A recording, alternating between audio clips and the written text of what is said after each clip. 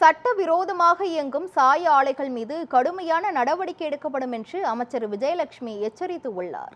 நாமக்கல் மாவட்டம் பள்ளிப்பாளையத்தில் செய்தியாளர்களுக்கு பேட்டியளித்த அவர், சாய ஆலைகளில் ஆய்வு பணி தொடர்ந்து நடைபெற்று வருவதாக தெரிவித்தார். எலெக்ஷனுக்கு முன்னாடி எப்படி ஓட்டு கேட்க போனோமோ, எப்படி வரவேற்பு கொடுத்தாங்களோ அதே வரவேற்பு இப்பவும் இருக்கு. 15 வருஷமா 20 வருஷமா தீர்க்காத பிரச்சனைகளை இப்பவும் சொல்லிட்டு இருக்காங்க. 15 வருஷமா எங்க ஊருக்கு லைட் இல்லை, குடிதண்ணீர் வசதி இல்லை, சாலை வசதி இல்லை, கழிவுநீர் வாய்க்கால் வசதி இல்லைன்னு சொல்லிட்டு தான் இருக்காங்க. இப்போது அதே தான் சொல்லிட்டு இருக்காங்க. எங்கள் தலைவர் ஆட்சியில் கூடிய சீக்கிரம் அதையெல்லாம் நாங்கள் நிவர்த்தி பண்ணி கொடுத்துருவோம். மக்கள்கிட்ட நல்லா வரவேற்புங்க. இந்த சாயப்பட்ட கழிவுநீர்னால நிறைய கேன்சர், கிட்னி ஃபெயிலியர், நிறைய மக்கள் பாதிக்கப்பட்டிருக்காங்க குமாரபாளையம் பள்ளிப்பாளையம் நகரத்தில்.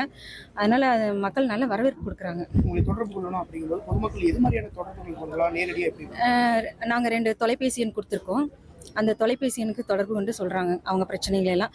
நாங்கள் அதன் வழியாக நாங்கள் தீர்வு காண்றோம். எப்போ வேணாலும் என்னை பார்க்கலாம். நான் அமைச்சர் கிடையாது. குமாரபாளையம் தொகுதி மக்கள் எல்லாருமே அமைச்சர் தான். அப்படி தான் நான் பார்க்குறேன். நானும் கவர்மெண்ட் சர்வெண்ட்டு தான்.